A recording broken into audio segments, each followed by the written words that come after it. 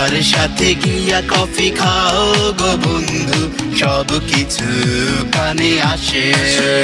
তুমি কার সাথে গিয়া কফি খাও গো বন্ধু, সব কিছু কানে আসে।